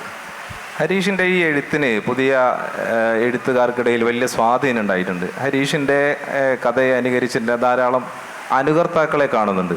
നേരത്തെ സൂചിപ്പിച്ച ഈ വാറ്റ്, ഹൈ റേഞ്ച്, വേട്ട, ഇങ്ങനെയൊക്കെയുള്ള ഒരു ചേരുവയിൽ മലയാള ചെറുകഥയിലെ പുതു എഴുത്തുകാർ കേന്ദ്രീകരിക്കപ്പെട്ടത് ശ്രദ്ധിക്കപ്പെട്ടിട്ടുണ്ടോ? അല്ല, ഞാനത് വിട്ടായിരുന്നു. ഞാൻ അടുത്ത കാലത്ത് അതങ്ങനെ എഴുതാറില്ല. ആദ്യം ഒരു 2-3 കഥകൾ അങ്ങനെ വന്നതേ ഉള്ളൂ. പക്ഷേ ഇത് മറ്റുള്ളവരുടെ എഴുത്തിൻ്റെ സ്വാധീനം തീർച്ചയായിട്ടും നമ്മുടെ എഴുത്തിലുണ്ടാകും. അത് അവരുടെ എഴുത്തിലുണ്ടാകും, നമ്മുടെ എഴുത്തിലുണ്ടാകും. ഇപ്പോൾ ഞാൻ എഴുതി കുറച്ചു കാലം കഥകൾ എഴുതി. അത് കഴിഞ്ഞ് എഴുതാതിരിക്കാൻ കാരണം എനിക്ക് കഥയിലൊരു പോയിന്റ് കഴിഞ്ഞ് മുന്നോട്ട് പോകാൻ പറ്റുന്നില്ല. ഞാൻ എഴുതുന്നതിനെ ബ്രേക്ക് ചെയ്യാൻ എനിക്ക് പറ്റുന്നില്ലെന്ന് എനിക്ക് തോന്നി. ആ സമയത്താണ് ഞാൻ ഉണ്ണിയാറിൻ്റെ കഥകൾ വായിക്കുന്നത്. ഉണ്ണിയാറിൻ്റെ കഥകൾ വായിച്ചപ്പോൾ എനിക്ക് തോന്നി കൊള്ളാമല്ലോ, ഇത് തോന്നി. അതുപോലെയല്ല എൻ്റെ കഥകൾക്ക് മാറ്റമുണ്ട്. പക്ഷേ എങ്കിൽ പോലും അതെനിക്കൊരു മുന്നോട്ട് പോകാനുള്ളൊരു ശക്തി തന്ന കഥകൾ എന്ന് പറഞ്ഞതുപോലെ എൻ്റെ കഥകൾ വേറെ ആർക്കെങ്കിലും പ്രേരണയായിട്ടുണ്ടെങ്കിൽ നല്ല കാര്യം, അത്രേ ഉള്ളൂ. നമ്മൾ എഴുതുന്നതിൽ നമ്മളുടേതല്ലാത്ത ഒരുപാട് കാര്യങ്ങളുണ്ട്. ചിലപ്പോൾ നമുക്കൊരു നോവൽ വായിച്ചിട്ടായിരിക്കാം നമുക്ക് മറ്റൊരു നോവൽ എഴുതാൻ തോന്നുന്നത്. അത് ആദ്യ നോവൽ എഴുതിയ ആൾക്ക് പോലും ഇത് വായിച്ചാൽ മനസ്സിലാകണമെന്നില്ല. പക്ഷേ നമ്മുടെ പ്രേരണ ആ നോവലായിരിക്കും. എനിക്കൊരു രസവിചിത്ര ചരിത്രം എന്ന് പറഞ്ഞ കഥ എഴുതാൻ പ്രേരണയായത് എസ് ഗുപ്തൻ നായർ എഴുതിയൊരു ലേഖനമാണ്. അത് റിയാസോട് പണ്ട് ഞാൻ പറഞ്ഞിട്ടുണ്ട്. അപ്പോൾ അങ്ങനെ മറ്റുള്ളവർക്ക് പ്രേരണയാകുന്ന സന്തോഷമാണ്. നമ്മളും പ്രേരണകളെ എടുത്തിട്ടുണ്ട്, അതുകൊണ്ട് സന്തോഷം. ഹരീഷ് തൻ്റെ ശൈലിയിൽ മാറ്റം വരുത്തി അത് വിട്ടു എന്നൊക്കെ പറഞ്ഞു. ശരിയാണ്. മീശ പോലെയല്ല ഓഗസ്റ്റ് 17, അതുപോലെയല്ല പട്ടുനൂൽപ്പുഴു. ഇപ്പോൾ അവസാനത്ത് നിൽക്കുന്ന പട്ടുനൂൽപ്പുഴു വരുന്ന സമയത്ത് ഹരീഷിൻ്റെ എഴുത്തിൻ്റെ വലിയൊരു പരിണാമം കാണുന്നുണ്ട്. ഹരീഷ് പറയുന്നുണ്ട് പട്ടുനൂൽപ്പുഴയിൽ മനുഷ്യനെ നമ്മൾ അടുത്ത് കാണുന്നതോടുകൂടി അയാളെക്കുറിച്ച് നമുക്ക് ആലോചിച്ച് ചിരിക്കാൻ തോന്നില്ല എന്ന് പറയുന്നുണ്ട്. പട്ടുനൂൽപ്പുഴയിൽ നിറയെ വിഷാദവും ഇരുട്ടും സങ്കടവും ഏകാന്തതയും ഒക്കെയാണ്. വളരെയധികം വിശാലമായ ക്യാൻവാസിലൊക്കെ പറഞ്ഞ മീശയും ഓഗസ്റ്റ് 15 മാറിയിട്ട് ഇങ്ങനെ തൻ്റെ ഉള്ളിലേക്ക് നോക്കുന്ന തരത്തിലേക്ക് പട്ടുനൂൽപ്പുഴയിലേക്ക് എത്തിയതിൻ്റെ ഒരു സന്ദർഭം എന്തായിരിക്കാം? പട്ടുനൂൽപ്പുഴു അതിൻ്റെ ആമുഖത്തിൽ തന്നെ പറഞ്ഞിട്ടുണ്ട്. ഞാൻ ആദ്യം എഴുതാൻ വിചാരിച്ച ഒരു നോവലാണ് പട്ടുനൂൽപ്പുഴു. വിചാരിച്ചു എന്ന് പറഞ്ഞാൽ എൻ്റെ മനസ്സിൽ പതിഞ്ഞൊരു പ്രമേയം പട്ടുനൂൽപ്പുഴുവിൻ്റെ ആയിരുന്നു. പക്ഷെ അത് എങ്ങനെ എഴുതണമെന്നൊരു ധാരണ എനിക്കില്ലായിരുന്നു. കാരണം അതിനകത്ത് എൻ്റെ ജീവിതമായിട്ട് ഒരുപാട് ബന്ധമുള്ള നോവലാണത്. ഒരു പരിധി വരെ ഓട്ടോ ഫിക്ഷൻ വേണമെങ്കിൽ പറയാവുന്ന ഒരു നോവലാണ്, പൂർണ്ണമായിട്ടും അല്ലെങ്കിൽ പോലും. പക്ഷേ എൻ്റേത് നമ്മുടെ എല്ലാവരുടെയും ജീവിതങ്ങൾ ഏറെക്കുറെ സാധാരണ ജീവിതങ്ങളാണ്. വലിയ സംഭവങ്ങൾ ഉണ്ടാകുന്നില്ല, വലിയ വഴിത്തിരിവുകൾ ഉണ്ടാകുന്നില്ല, വലിയ ക്യാരക്ടേഴ്സ് ഉണ്ടാകുന്നില്ല. വളരെ സാധാരണ ജീവിതം നയിക്കുന്നവരാണ് നമ്മൾ. ഈ സാധാരണ ജീവിതം എങ്ങനെ ഫിക്ഷൻ ഉപയോഗിക്കാമെന്നും ഒരു ധാരണ എനിക്കില്ലായിരുന്നു. നമ്മളെപ്പോഴും കരുതുന്ന അസാധാരണ ജീവിതങ്ങൾ വേണം, മുമ്പേ പറഞ്ഞ പാവികളുടെ കഥകൾ വേണം, അസാധാരണ സംഭവങ്ങൾ ഉണ്ടായിരിക്കണം, എന്നാലേ കഥയാകൂ, അത് ഫിക്ഷന് പറ്റൂ എന്നൊരു ധാരണയാണ് എനിക്കുണ്ടായിരുന്നത്. ഇനി അങ്ങനെ അല്ലെങ്കിൽ തന്നെയും അത് എങ്ങനെ എഴുതണം, എങ്ങനെ എഴുതി നമ്മളൊരു വായനക്കാരനെ മുന്നിൽ കണ്ടാണല്ലോ തീർച്ചയായിട്ടും നമ്മൾ എഴുതുന്നത്. നമ്മളൊരു മാതൃകാ വായനക്കാരനെയോ അല്ലെങ്കിൽ നമ്മളിലെ തന്നെ വായനക്കാരനെ നമ്മൾ മുന്നിൽ കാണുന്നുണ്ട്. അപ്പോൾ അത് എങ്ങനെ എഴുതി അയാൾക്ക് തൃപ്തിയാകുന്ന രീതിയിൽ അത് എങ്ങനെ എഴുതി ഫലിപ്പിക്കണം എന്നൊരു ധാരണ എനിക്കില്ലായിരുന്നു. അതുകൊണ്ടാണ് പട്ടുനൂൽപ്പുഴുവിൻ്റെ എഴുത്ത് താമസിച്ചത്. പക്ഷേ അതിനുശേഷം ഞാൻ വായിച്ച പുസ്തകങ്ങൾ കുറച്ചുകൂടെ ഉള്ളിലേക്ക് കയറുന്ന പുസ്തകങ്ങളാണ് വായിക്കാൻ ഞാൻ ഇഷ്ടപ്പെട്ടത്. അതുകൊണ്ട് കുറച്ച് വായന ആഗസ്റ്റ് 15 ശേഷം അങ്ങനെയുള്ള വായനയൊക്കെ കഴിഞ്ഞതിന് ശേഷമാണ് എനിക്ക് പട്ടുനൂൽപ്പുഴു എഴുതാമെന്നൊരു ധൈര്യം വന്നത്. പട്ടുനൂൽപ്പുഴു തന്നെ എൻ്റെ വായനയോടുള്ള അല്ലെങ്കിൽ ഞാൻ വായിച്ച പുസ്തകങ്ങളോടുള്ളൊരു ആദരവാണെന്നാണ് എൻ്റെ ഒരു വിചാരം. കാരണം പട്ടുനൂൽപ്പുഴു എഴുതി ഒരു 6 മാസം പ്രസിദ്ധീകരിച്ചൊരു 6 മാസം കഴിഞ്ഞാണ് എനിക്ക് ബോധ്യപ്പെട്ടത് ഞാൻ വായിച്ച വേറൊരു പുസ്തകം അതിനകത്ത് എന്നെ വല്ലാതെ സ്വാധീനിച്ചിട്ടുണ്ട്. ആ പുസ്തകമില്ല ഞാൻ ഈ പുസ്തകം എഴുതില്ലായിരുന്നു. ഉദാഹരണത്തിന്, അതായത് ഞാൻ ചെറുപ്പത്തിൽ ഏറ്റവും കൂടുതൽ വായിച്ചിട്ടുള്ള പുസ്തകം പഥേർ പാഞ്ചലി എന്ന് പറയുന്ന ബുക്കാണ്. പഥേർ പാഞ്ചലിയുടെ മലയാളം ട്രാൻസ്ലേഷൻ ഉണ്ട്, നിങ്ങൾക്ക് ലൈബ്രറികളിൽ കിട്ടും. ട്രാൻസ്ലേറ്റ് ചെയ്താരാന്ന് ഞാൻ മറന്നുപോയി. അപ്പോൾ അന്ന് ഞാൻ തീരെ ചെറുതിൽ ഒരു 7ാം ക്ലാസ്സിലൊക്കെ പഠിക്കുമ്പോൾ ലൈബ്രറിയിൽ പോയി ഏറ്റവും കൂടുതൽ വായിച്ചിട്ടുള്ള പുസ്തകം ഒരു 30 വയസ്സിടെ ഞാനൊരു 20 തവണയെങ്കിലും പഥേർ പാഞ്ചലി വായിച്ചിട്ടുണ്ട്. അത്ര ഇഷ്ടപ്പെട്ട പുസ്തകം. കാരണം ഞാൻ വായിച്ചിട്ടുള്ളതിൽ ഏറ്റവും നല്ല പുസ്തകം പഥേർ പാഞ്ചലിയല്ല, പക്ഷേ ഏറ്റവും കാൽപ്പനികമായ പുസ്തകം പഥേർ പാഞ്ചലിയാണ്. അപ്പോൾ ഈ 6 മാസം കഴിഞ്ഞപ്പോൾ എനിക്ക് മനസ്സിലായി, ഞാനിങ്ങനെ തിരിഞ്ഞു നോക്കിയപ്പോൾ പഥേർ പാഞ്ചലിയിലെ അപ്പു തന്നെയാണ് ഇതിനകത്ത് സംസാരം. കാണാതായ പെൺകുട്ടി ദുർഗ തന്നെയാണ്, ഹരിഹറാണ് വിജയൻ, ആനി അബുവിൻ്റെ അമ്മയാണ്. ഇങ്ങനൊരു വല്ലാത്ത സാദൃശ്യം അതിനകത്ത് കിടപ്പുണ്ട്. അങ്ങനെയൊക്കെയാണ് പട്ടുനൂൽപ്പുഴുവിൻ്റെ എഴുത്തിലേക്കും ആ തരത്തിൽ ആൾക്കാരെ അടുത്ത് കാണുന്ന അല്ല ഉള്ളിലേക്ക് പോകുന്ന എഴുത്തിലേക്കും വരാനൊരു കാരണം അതാണ്. ആ കഥ അങ്ങനെ പറയാൻ പറ്റൂ എന്ന തോന്നൽ നിന്നാണ്. ഹരീഷിൻ്റെ വായന സ്വാധീനിച്ചെന്ന് പറഞ്ഞു. ഇപ്പോൾ ഹരീഷിലെ വായനക്കാരനെ നമുക്ക് പലയിടത്തും കാണാം. ഇപ്പോൾ അപ്പൻ എന്നുള്ള കഥയിൽ KP അപ്പൻ വരുന്നുണ്ട്, ഓഗസ്റ്റ് 17 ബഷീർ വരുന്നുണ്ട്. നാട്ടിൻ പുറത്തുള്ള സാധാരണക്കാരായ മനുഷ്യരെ അവതരിപ്പിക്കുന്നതോടൊപ്പം തന്നെ ഇതുപോലുള്ള മലയാളത്തിലെ വളരെ പ്രസിദ്ധരായ ആളുകളും ഹരീഷിൽ കഥാപാത്രമായിട്ട് വരുന്നുണ്ട്. സത്യൻ വരുന്നുണ്ട്, അതുപോലെ തന്നെ അങ്ങനെയുള്ള കുറേ ആളുകൾ വരുന്നുണ്ട്. നാരായണഗുരു 1-2-3 കഥകളിൽ ആവർത്തിച്ച് വരുന്നുണ്ട്. എങ്ങനെയാണ് ഇവരിലേക്കുള്ള ഒരു നോട്ടത്തിലേക്ക് മാറുന്നത്? എങ്ങനെയാണ് ഇത്തരം ആളുകളിലേക്ക്? ഇത് നമ്മുടെ ജീവിതത്തിൻ്റെ ഭാഗം തന്നെയാണല്ലോ വായന. അതുകൊണ്ട് നമ്മൾ ഇവരെ വളരെ അടുത്ത ആളുകളായിട്ടാണ് കാണുന്നത്. ഇപ്പോൾ നമ്മൾ ഈ വലിയ സിനിമാസ്വാദകരെ ശ്രദ്ധിച്ചാൽ മനസ്സിലാകും, അവരെപ്പോഴും മമ്മൂട്ടി, മോഹൻലാൽ, അവൻ എന്നൊക്കെയാണ് പറയുന്നത്. അവൻ്റെ അഭിനയം ശരിയായില്ല, അവൻ്റെ ഡയലോഗ് അത്ര ശരിയായില്ല. കാരണം ഇത് പറയാൻ കാരണം എന്താ, അവരുടെ വളരെ അടുത്ത ഇൻറ്റിമേറ്റായ ആളായിട്ടാണ് അവരെ കാണുന്നത്. സ്ക്രീനിൽ കാണുന്ന മമ്മൂട്ടിയും മോഹൻലാലും എൻ്റെ സ്വന്തം ആൾക്കാരാണെന്ന് ഈ കാണി വിചാരിക്കുന്നു. എന്ന് പറയുന്ന പോലെ തന്നെ നമ്മൾ വായനക്കാർ ചിന്തിക്കുന്ന തകഴി എന്ന് പറയാൻ നമുക്ക് ഏറ്റവും വേണ്ടപ്പെട്ട ആളായിട്ടാണ് ചിന്തിക്കുന്നത്. അയാളുടെ മനസ്സ് നമുക്കറിയാമല്ലോ, കാരണം അയാളുടെ എഴുതിയത് മുഴുവൻ നമുക്ക് വായിക്കാം. അയാളുടെ മനസ്സാണ്, ഉള്ളാണല്ലോ അയാൾ എഴുതി വെച്ചിരിക്കുന്നത്. ഒ വിജയനെ കാണുമ്പോൾ നമുക്ക് ഒ വിജയനോട് സംസാരിക്കേണ്ട കാര്യമില്ല. ഒ വിജയൻ നമ്മുടെ സ്വന്തം ആളാണ്, നമ്മൾ അത് മുഴുവൻ വായിച്ചിട്ടുണ്ട്. അപ്പോൾ അതുകൊണ്ട് തന്നെ നമ്മുടെ എഴുത്തിൽ അത് കടന്നു വരുന്നത് അസ്വാഭാവികമല്ലെന്നാണ് എൻ്റെ തോന്നൽ. കാരണം അവർ നമ്മളെ വല്ലാതെ സ്വാധീനിക്കുന്നുണ്ട്. അവരാണ് നമ്മളെ രൂപപ്പെടുത്തിയത്. നമ്മളാക്കിയൊരു വലിയ പങ്ക് നമ്മൾ വായിച്ച എഴുത്തുകാർക്കുണ്ട്. സക്കറിയ സാറിനെ കാണുമ്പോൾ ഞാൻ വളരെ ബഹുമാനത്തോടെ നോക്കുന്നത് അതുകൊണ്ടാണ്. കാരണം അദ്ദേഹം രൂപപ്പെടുത്തിയ ഒരു എഴുത്തിൻ്റെ ബാക്കിയാണ് ഞങ്ങൾ എഴുതുന്നത്. അദ്ദേഹം എഴുതിയില്ലെങ്കിൽ നമ്മുടെ എഴുത്ത് ഇതുപോലെ ആകില്ല. ബഷീർ എഴുതിയില്ലെങ്കിൽ നമ്മുടെ എഴുത്ത് ഇന്നത്തെ പോലെ ആകില്ല, നമ്മുടെ സാഹിത്യം ഇന്നത്തെ പോലെ ആകില്ല. അതുകൊണ്ട് അവർ ക്യാരക്ടറായിട്ട് വരുന്നതുകൊണ്ട് അവരെ നമ്മുടെ ഫിക്ഷൻ ഉപയോഗിക്കുന്നതുകൊണ്ട് യാതൊരു തെറ്റുമില്ലെന്നാണ് എൻ്റെ വിചാരം. നമ്മുടെ ഫിക്ഷൻ ലോകത്തിൻ്റെ ഭാഗമാണ് അവരും എന്നാണ് കരുതുന്നത്. ബഷീറിനെ കുറിച്ച് പറഞ്ഞു. ബഷീറിനെ പൊതുവെ മലയാളികൾ ആഘോഷിക്കപ്പെടാറ് ബേപ്പൂർ സുൽത്താൻ, കട്ടൻ ചായ, മാംഗോസ്റ്റ് മരം, ഇങ്ങനെയൊക്കെയുള്ളൊരു വേറൊരു മിത്തിൻ്റെ രൂപത്തിലാണ് നമ്മൾ ബഷീറിനെ അവതരിക്കുന്നത്. പക്ഷേ ഓഗസ്റ്റ് 17 ഹരീഷ് ബഷീറിലൊരു വിപ്ലവകാരി, ഒരു രാഷ്ട്രീയക്കാരനായ ബഷീറിനെ ഗംഭീരമായിട്ട് അവതരിപ്പിക്കുന്നുണ്ട്. അങ്ങനെ ബഷീറിനെ നോക്കണമെന്ന് തോന്നിയത്? ബഷീറിൻ്റെ കാര്യത്തിൽ എനിക്ക് വളരെ കൗതുകമുണ്ട്. കാരണം ബഷീർ ഏതാണ്ട് എൻ്റെ നാട്ടുകാരനാണ്. എൻ്റെ വീട്ടിൽ നിന്നൊരു 11 കിലോമീറ്റർ മതി ബഷീറിൻ്റെ വീട്ടിലുണ്ട്, തലയോല പറമ്പിലേക്ക്. പക്ഷേ ബഷീർ അറിയപ്പെടുന്നത് ബേപ്പൂർ സുൽത്താനായിട്ടാണ്. ശരിക്കും ബഷീറിൻ്റെ ഏറ്റവും നല്ല എഴുത്ത് വന്നിട്ടുള്ളത് കോട്ടയത്ത് തലയോലപ്പറമ്പിൽ, എറണാകുളത്തും താമസിച്ചുകൊണ്ടിരുന്നപ്പോഴാണ്. ബഷീറിൻ്റെ വീട് അന്വേഷിച്ച് ഒരു തവണ ഞാൻ എൻ്റെ ഒരു കൂട്ടുകാരൻ്റെ കൂടെ ഞാൻ സ്കൂളിൽ പ്രീ ഡിഗ്രിക്ക് പഠിക്കുമ്പോൾ പോയിട്ടുണ്ട്. അപ്പം കോട്ടയത്ത് പൊതുവെ എഴുത്തുകാർക്ക് വലിയ പരിഗണന ഒന്നും കിട്ടാത്ത സ്ഥലമാണ്. എഴുത്തുകാരുണ്ട്, പക്ഷെ വലിയ പരിഗണന ഒന്നും കൊടുക്കില്ല. വായനക്കാരും ഉണ്ട്. തലയോലപ്പറമ്പിൽ ഇറങ്ങി ബഷീറിൻ്റെ വീട് അന്വേഷിച്ചപ്പോൾ 1-2 പേര് പറഞ്ഞു ഞങ്ങൾക്ക് അറിഞ്ഞുകൂടാ, വൈക്കം മുഹമ്മദ് ബഷീറാന്ന് ഓർക്കണം, വീട് അറിഞ്ഞുകൂടാന്ന് പറഞ്ഞു. ഒരാൾ പറഞ്ഞ അബൂബക്കറിൻ്റെ അനിയനല്ലേ എന്ന് ചോദിച്ചു. അനിയൻ ചേട്ടൻ തന്നെ. അങ്ങനെയാണ് അവരെ കാണുന്നത്. അപ്പം അതുകൊണ്ട് വേറൊരു ബഷീറിനെ എനിക്കറിയാം. ഞാൻ കണ്ടിട്ടില്ല ബഷീറിനെ. പക്ഷേ മലയാളി പൊതുസമൂഹം അറിയുന്ന ബേപ്പൂർ സുൽത്താനിൽ നിന്ന് വേറൊരു ബഷീറുണ്ട് എന്നെനിക്കറിയാം. ആ ബഷീർ എന്ന് പറഞ്ഞാൽ തിരുവിതാംകൂർ രാഷ്ട്രീയമായിട്ട് വളരെ അടുത്ത് നിന്നയാളായിരുന്നു. അതായത് ബഷീറിൻ്റെ ഒരു മെൻറ്റർ പോലെയാണ് KC ജോർജ്. നമ്മുടെ പുന്നപ്രവരാസഭ നയിച്ചത് KC ജോർജാണ്. KC ജോർജ് ബഷീറിൻ്റെ വളരെ അടുത്താണ്, ബഷീറിൻ്റെ ഗുരുവായിട്ട് വരും KC ജോർജ്. അതുപോലെ P കൃഷ്ണപിള്ളയായിട്ട് അടുപ്പമുണ്ടായിരുന്നു, TM വർഗീസുമായിട്ട് അടുപ്പമുണ്ടായിരുന്നു, പട്ടംനാണ് പിള്ളയായിട്ട് അടുപ്പമുണ്ടായിരുന്നു. കോൺഗ്രസിൻ്റെയും സ്റ്റേറ്റ് കോൺഗ്രസിൻ്റെയും കമ്മ്യൂണിസ്റ്റ് പാർട്ടിയുടെ നേതാക്കളുമായിട്ട് വളരെ അടുപ്പം ഉണ്ടായിരുന്നു ബഷീറിന്. അതുപോലെ ബഷീർ കമ്മ്യൂണിസ്റ്റ് പാർട്ടിക്ക് വേണ്ടി കോൺഗ്രസിന് വേണ്ടി ലഘുലേഖകൾ എഴുതി കൊടുത്തിട്ടുണ്ട്, ചെറിയ ലഘുലേഖകൾ എഴുതി കൊടുത്തിട്ടുണ്ട്. അദ്ദേഹം പക്ഷേ പ്രത്യക്ഷത്തിലുള്ള അധികം രാഷ്ട്രീയ പ്രവർത്തനത്തിനൊന്നും പോയിട്ടില്ല. പക്ഷേ സാഹിത്യ പ്രവർത്തനത്തോടൊപ്പം ഈ രാഷ്ട്രീയക്കാരുടെ ലോകത്തും അദ്ദേഹം ഉണ്ടായിരുന്നു. തിരുവിതാംകൂർ SRCP അദ്ദേഹത്തിൻ്റെ ലഘുലേഖ നിരോധിച്ചിട്ടുണ്ട്. അദ്ദേഹം കുറച്ചു കാലം SRCP പേടിച്ച് എറണാകുളത്താണ് പോയി താമസിച്ചത്. എറണാകുളം വേറെ രാജ്യമുണ്ടെന്ന്, എറണാകുളത്താണ് പോയി താമസിച്ചത്.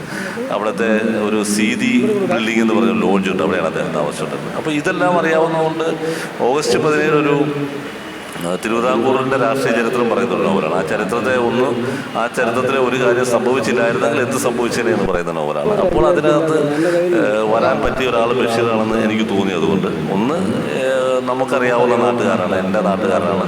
അതോടൊപ്പം തിരുവിതാംകൂർ രാഷ്ട്രീയത്തിൽ ഇടപെട്ട ആളാണ്, രാഷ്ട്രീയക്കാരെ അറിയാവുന്ന ആളാണ്.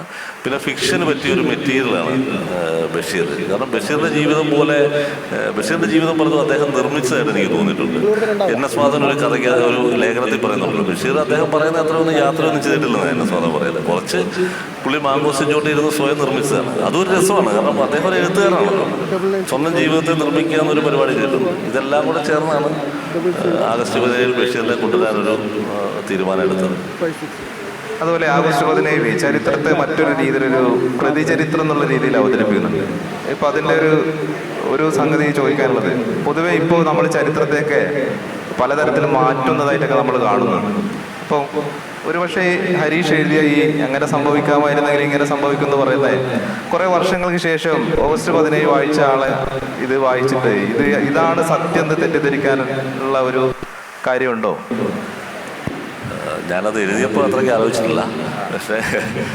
പക്ഷേ ചില കാര്യങ്ങളിൽ അങ്ങനെ സാധ്യതകളാണ് ഞാൻ വിചാരിക്കുന്നത്. ഓഗസ്റ്റ് 17 കാര്യത്തിലല്ല. ഉദാഹരണത്തിന് CV രാമൻപിള്ള, മാർത്താണ്ഡവർമ്മയും രാമരാജ ബഹദൂറും ധർമ്മരാജായും എഴുതിയല്ലോ, ട്രിലജിയാണ് 3 നോവൽ.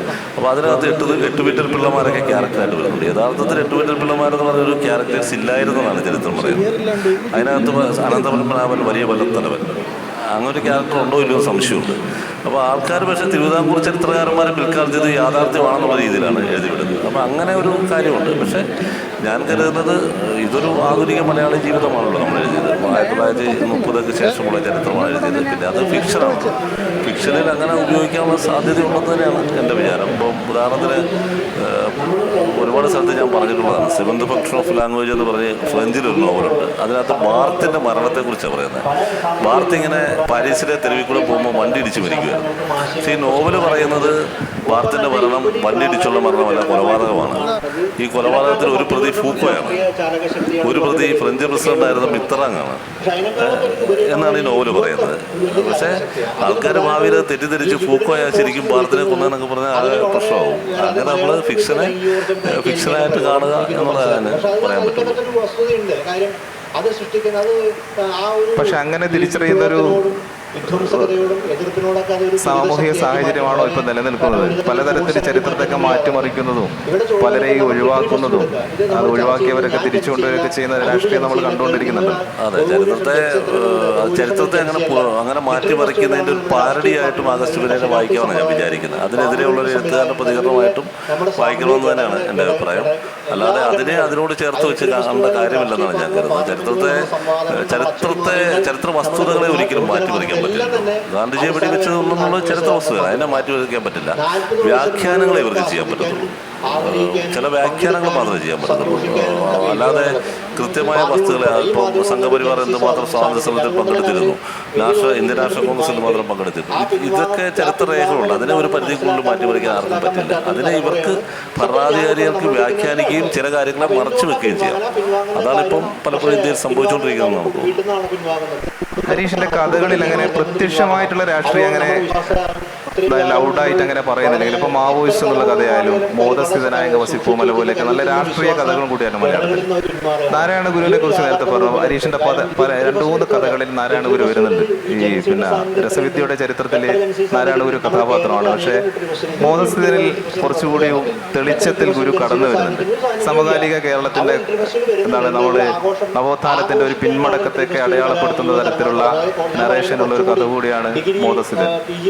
എങ്ങനെയാണ് അങ്ങനെ ഒരു കഥ പറയണോ? വളരെ നർമ്മത്തിൽ ചാലിച്ച് അങ്ങനെ ഒരു മലയാളിയുടെ ഉള്ളിലുള്ള ജാതിയെ പുറമെ നമ്മൾ പുരോഗമനം പറയുന്ന എന്നകത്ത് ജാതി സൂക്ഷിക്കുന്ന രുചിയിൽ, നിറത്തിന്റെ നിറങ്ങൾ തിരഞ്ഞെടുക്കുന്നതിൽ, ഭക്ഷണശീലങ്ങളിൽ, ഭാഷയിലൊക്കെ ഈ ജാതി വ്യത്യാസമൊക്കെ നിലനിൽക്കുന്നുണ്ട്.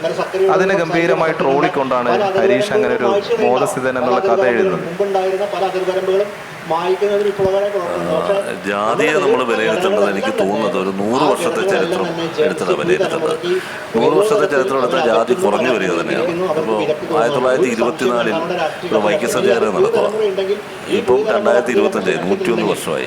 ഈ 101 വർഷം കൊണ്ട് ജാതി നന്നായിട്ട് കേരളീയ സമൂഹത്തിൽ കുറഞ്ഞിട്ടുണ്ടെന്ന് തന്നെയാണ്, പ്രത്യക്ഷത്തിലുള്ള ജാതി നന്നായിട്ട് കുറഞ്ഞിട്ടുണ്ടെന്ന് തന്നെയാണ് എൻ്റെ അഭിപ്രായം. അടുത്ത 100 വർഷത്തെ കേരളത്തിലെ ജാതി അതിജീവിക്കുമെന്ന് ഞാൻ വിചാരിക്കുന്നില്ല. കാരണം പുതിയ തലമുറ അതിനെ മറികടക്കും. വലിയ സാമ്പത്തിക വളർച്ച, നാഗരികത, ഇതൊക്കെ ഉണ്ടാകുമ്പോഴത്തേക്കും ജാതീയ സമൂഹം മറികടക്കുമെന്ന് ഞാൻ വിചാരിക്കുന്നത്. പക്ഷെ അതേസമയം തന്നെ കേരളത്തിൽ ഒരു ഇന്ത്യയിലെ മറ്റ് സംസ്ഥാനങ്ങളിൽ നിന്ന് വ്യത്യസ്തമായിട്ട് മറ്റ് സംസ്ഥാനങ്ങളിൽ ചെന്നാൽ ആദ്യം അവർ നമ്മളെ ജാതി ചോദിക്കും. എന്താണ് ജാതി എന്ന് മുഖത്ത് നോക്കി ചോദിക്കും, നോർത്ത് ഇന്ത്യയിലൊക്കെ ചെന്നാൽ. പക്ഷെ കേരളത്തിൽ അത് ചോദിക്കില്ല. കേരളത്തിൽ പക്ഷേ സമർത്ഥമായിട്ട് ആൾക്കാരുടെ ജാതി മനസ്സിലാക്കിയെടുക്കുകയും അതനുസരിച്ച് ചിലപ്പോൾ പെരുമാറുകയും ചെയ്യും. വോട്ട് ചെയ്യുന്ന പലരും ജാതി നോക്കിയിട്ടാണ് വോട്ട് ചെയ്യുന്നത്. സ്ഥാനാർത്ഥികളെ നിർത്തുന്ന ജാതി ജാതി നോക്കിയിട്ടാണ് പലപ്പോഴും. അപ്പോൾ ഇങ്ങനെ ഒരു അടിത്തട്ടിൽ ജാതി പ്രവർത്തിക്കുന്ന ഒരു സമീപനം കേരളത്തിലുണ്ട്. അത് പുതിയ തലമുറയിൽ ഏറ്റവും പുതിയ തലമുറയിൽ അത് കുറഞ്ഞു വരുമെന്നാണ് എൻ്റെ വിചാരം. പക്ഷേ നമ്മുടെയൊക്കെ തലമുറയിൽ തീർച്ചയായിട്ടും അത് നിൽക്കുന്നുണ്ട്.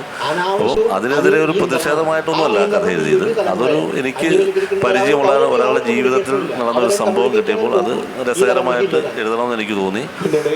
അതിൽ നമ്മൾ അത്രയും കാലം നമ്മുടെ ജീവിതത്തിലുണ്ടായ ജാതിയെ സംബന്ധിച്ചുള്ള കാഴ്ചപ്പാടുകൾ, ജാതിയെ നമ്മൾ മാറി നിന്ന് നോക്കിയത് എങ്ങനെയാണ്, ഇതെല്ലാം അതിനകത്ത് വരുന്നുണ്ടെന്നു എന്നുള്ളതേ ഉള്ളൂ. അതുകൊണ്ട് അത് കുറച്ച് നർമ്മത്തിൽ ചാലിച്ച് സ്വാഭാവികമായിട്ട് വന്നു പോയതാണ് കഥ. അതിൽ തന്നെ ഈ വർക്കലയിലെത്തിയപ്പോൾ വണ്ടി ഒന്ന് പാളുന്നുണ്ടെന്ന് ഹരീഷ് എഴുതിയിട്ടുണ്ട് ആ കഥയിൽ. ചന്ദ്രമോഹൻ തിരുവനന്തപുരത്ത് നിന്ന് വരുന്ന സമയത്ത് വർക്കലയിലെത്തിയപ്പോൾ ഒന്ന് വണ്ടി പാളിപ്പോകുന്നുണ്ട്. ഈ സ്വകാര്യ സാഹചര്യത്തിൽ അങ്ങനെ ഒരു പാളിച്ചകൾ കാണുന്നുണ്ടോ?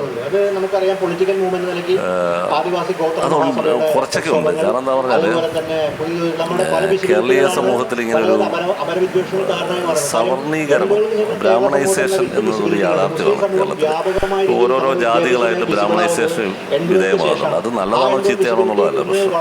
അപ്പോൾ അങ്ങനെ ഒരു ബ്രാഹ്മണൈസേഷൻ പല ജാതികളിൽ സംഭവിക്കും. ഈഴവരി സംഭവിച്ചിട്ടുണ്ട്, നായർമാർ സംഭവിച്ചിട്ടുണ്ട്, അങ്ങനെ ഓരോ ജാതികളിലും വിശ്വകർമാരി സംഭവിച്ചിട്ടുണ്ട്. അപ്പോൾ അത് കേരളത്തിലൊരു യാഥാർത്ഥ്യമാണ്. അത് പലപ്പോഴും ഒരു പിന്മടക്കമാണ്. പലപ്പോഴും ജാതികളുടെ സമ്മർദ്ദത്തിന് രാഷ്ട്രീയ പാർട്ടികളെ പ്രേരിപ്പിക്കുന്നതിലൊരു ഘടകം ഇതൊക്കെയാണെന്ന് എനിക്ക് തോന്നിയിട്ടുണ്ട്.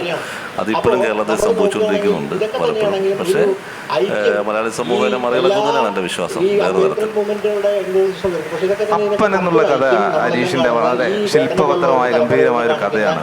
സത്യനേശൻ വരുന്നുണ്ട്, നാരായണ ഗുരുവിന്റെ സാന്നിധ്യം കാണുന്നുണ്ട്, KP അപ്പനുണ്ട്.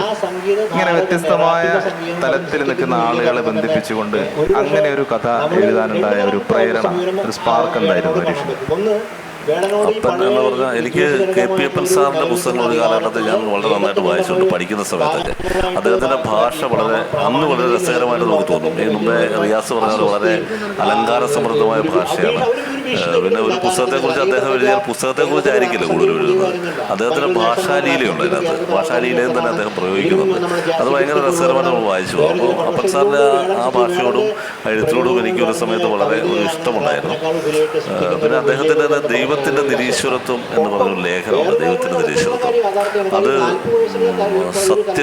സത്യനെക്കുറിച്ചുള്ള സത്യനേശൻ നാടാർ എന്ന് പറയുന്ന നമ്മുടെ പഴയ SI ആയിരുന്ന പിൽക്കാലത്ത് സിനിമാ നടനായി തീർന്ന സത്യനെ കുറിച്ചാണ്. അപ്പോൾ സത്യൻ ഒരേ സമയം പുന്നപ്ര വയലാറിൽ കലാപകാരികളെ അടിച്ചമർത്താൻ ശ്രമിച്ചു, വിപ്ലവകാരികളെ അടിച്ചമർത്തിയ ആളാണ്. പിൽക്കാലത്ത് പല സിനിമകളിലും കമ്മ്യൂണിസ്റ്റുകാരനായിട്ട് സത്യൻ അഭിനയിച്ചിട്ടുണ്ട്. ഇങ്ങനെയെല്ലാം അതിനകത്ത് പറയുന്നുണ്ട്. ഇതെല്ലാം അതിൻ്റെ ഒരു ബാക്ക്ഗ്രൗണ്ടാണ്. അതോടൊപ്പം തന്നെ ഞാൻ ആ സമയത്ത് ആലപ്പുഴ ശാരംഗപാണി എന്നൊരാളുണ്ട്. ശാരംഗപാണി കേട്ടിട്ടുണ്ടായിരിക്കും നിങ്ങളിൽ പലരും. പഴയ മലയാള സിനിമകൾക്ക് ഏറ്റവും കൂടുതൽ തിരക്കഥ എഴുതിയ ആൾ ശാരംഗപാണിയാണ്. 100-ലധികം തിരക്കഥകളുണ്ട്. അതിൽ മിക്കതും 100 ദിവസം ഓടിയ തിരക്കഥകളാണ്. വളരെ ഹിറ്റ് ആളായിരുന്നു. അപ്പോൾ അദ്ദേഹത്തെ വെറുതെ ഒന്ന് കാണാൻ ഞാൻ പോയി. എൻ്റെ വൈഫിൻ്റെ വീടിൻ്റെ അടുത്താണ് ആ വീട്. ഞാൻ വെറുതെ അതിലെ പോയപ്പോൾ ഒന്ന് കയറി. അപ്പോൾ അവിടെ ഈ പഴയ ഉദയ സ്റ്റുഡിയോ ഉണ്ട്. ഉദയ സ്റ്റുഡിയോ എന്ന് പറഞ്ഞാൽ ആലപ്പുഴ ഹൈവേയുടെ ഇപ്പോൾ അത് പൊളിച്ചു കളഞ്ഞു. അവിടെ നസീർ കോട്ടേജ്, സത്യം കോട്ടേജ്, ഷീല കോട്ടേജ് ഒക്കെ ഉള്ള ഉദയ സ്റ്റുഡിയോ. അപ്പോൾ ഉദയ സ്റ്റുഡിയോയുടെ വലിയ മതിൽക്കെട്ടിന് താഴെയാണ് ഇദ്ദേഹത്തിൻ്റെ വീട്. ഇദ്ദേഹത്തിൻ്റെ വീട് എന്ന് പറഞ്ഞാൽ ഈ 100 സിനിമക്ക് തിരക്കഥ എഴുതിയ ആളൊരു കുടില് പോലെ സ്ഥലത്താണ് താമസിക്കുന്നത്. നമ്മൾ അത്ഭുതപ്പെട്ടു പോകും. ഒരു ചെറിയ കുടില് പോലെ സ്ഥലത്ത് പലകയടിച്ച ഒരു വീട്. അദ്ദേഹം സിനിമയിൽ ഔട്ടായിട്ട് ഒരുപാട് കാലം കഴിഞ്ഞു. പക്ഷെ അദ്ദേഹം അപ്പോഴും ഇരുന്ന് എന്തോ എഴുതിക്കൊണ്ടിരിക്കുകയാണ്. അത് എന്തോ സിനിമയാക്കാൻ കഴിയുമെന്നുള്ള പ്രതീക്ഷയിൽ തിരക്കഥയോ നാടകമോ എന്തോ എഴുതിക്കൊണ്ടിരിക്കുകയാണ്. അപ്പോൾ അദ്ദേഹത്തോട് ഞാനിങ്ങനെ സംസാരിച്ചു. അപ്പോൾ ഈ സത്യൻ്റെ കാര്യം ചോദിച്ചപ്പോൾ അദ്ദേഹം പറഞ്ഞു സത്യൻ അദ്ദേഹത്തെ ഇടിച്ചിട്ടുണ്ടല്ലോ. ശാരംഗപാണിയെ കുനിച്ചിർത്ത് ഇടിച്ചിട്ടുണ്ട് സത്യൻ. ഏതോ കടപ്പുറത്തോ അല്ല എവിടെയോ വെച്ച് കിട്ടിയപ്പം അദ്ദേഹം ശാരംഗപാണി തയ്യൽ തൊഴിലാളിയായിരുന്നു. അപ്പോൾ എന്തോ കമ്മ്യൂണിസ്റ്റ് പാർട്ടി പ്രവർത്തനങ്ങളിൽ പെട്ട് പുള്ളിയുടെ കൈ കിട്ടി. പുള്ളി നല്ല ഇടി കൊടുത്തു. അത് കഴിഞ്ഞ് സിനിമയിൽ ഈ ശാരംഗപാണിയുടെ തിരക്കഥയിൽ സത്യൻ അഭിനയിച്ചു. 1-2-3 പടങ്ങൾ അഭിനയിച്ചു, അതിൽ കൂടുതലുണ്ടായിരിക്കും. അപ്പോൾ ഒരു തവണ ശാരംഗപാണി അദ്ദേഹത്തോട് പറഞ്ഞു നിങ്ങളെന്നെ ഇടിച്ചിട്ടുണ്ടെന്ന് പറഞ്ഞു. അപ്പോൾ സത്യൻ അദ്ദേഹത്തോട് മാപ്പ് പറഞ്ഞു. അപ്പോൾ ഇത് പറഞ്ഞു ഇങ്ങനെയുള്ള ചില സംഭവങ്ങളെല്ലാം കൂടി മനസ്സിൽ കിടന്നാണ് ആ കഥയിലോട്ട് വന്നത്. അപ്പൻ്റെ കഥ വന്നത്. ശാരംഗപാണിയെ കുറിച്ചും സിനിമാ ബന്ധത്തെക്കുറിച്ചൊക്കെ പറഞ്ഞു. ഹരീഷും ഒരു തിരക്കഥാകൃത്താണ്. ഇപ്പോൾ കഥയും നോവലൊക്കെ നമ്മുടെ ഇഷ്ടത്തിനനുസരിച്ച് നമ്മളാണ് അവിടെ പ്രജാപതി എന്ന് പറയുന്നത്. പക്ഷെ ഇത് മറ്റൊരാൾക്ക് വേണ്ടി എഴുതുന്നതാണ് തിരക്കഥ. അപ്പോൾ അതിലെങ്ങനെ എത്രമാത്രം ഹരീഷിനെ പൊലിപ്പിക്കാൻ പറ്റും തിരക്കഥയിൽ? ഒന്നാമത് ഈ നോവലോ കഥയോ ഒക്കെ എഴുതുമ്പം അവിടുത്തെ ഇൻവെസ്റ്റ്മെൻ്റ് എന്ന് പറഞ്ഞാൽ നമ്മുടെ സമയമാണ്. ഇവിടെ ഇരിക്കുന്ന ആരായാലും ഒരു കഥ എഴുതുന്നു, അയാളുടെ സമയമാണ് എൻ്റെ ഇൻവെസ്റ്റ്മെൻറ്റ്. അത് പ്രസിദ്ധീകരിക്കണോ വേണ്ടയോ എന്നൊക്കെ വേറെ തീരുമാനം. പക്ഷേ സിനിമയിൽ ക്യാപിറ്റൽ എന്നുള്ള സാധനം, മൂലധനം മുടക്കുന്ന ഒരാളുണ്ട്, അയാളാണ് പൈസ മുടക്കുന്നത്. അതോടൊപ്പം തന്നെ സിനിമയിൽ സംവിധായകൻ എന്ന് പറയുന്ന ഒരാളുണ്ട്, അയാളുടെയാണ് സിനിമ, നമ്മുടെ അല്ല.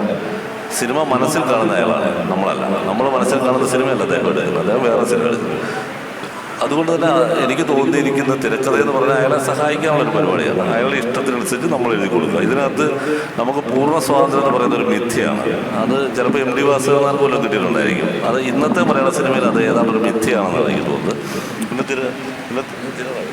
പിന്നെ തിരക്കഥ ഒരുപാട് പേര് കൂടി ചെയ്യുന്ന ഒരു പരിപാടിയുണ്ട് തിരക്കഥയിൽ. അതായത് ഒരാൾ ഒറ്റയ്ക്ക് ചെയ്യുന്ന ഒരു പരിപാടിയല്ല തിരക്കഥ.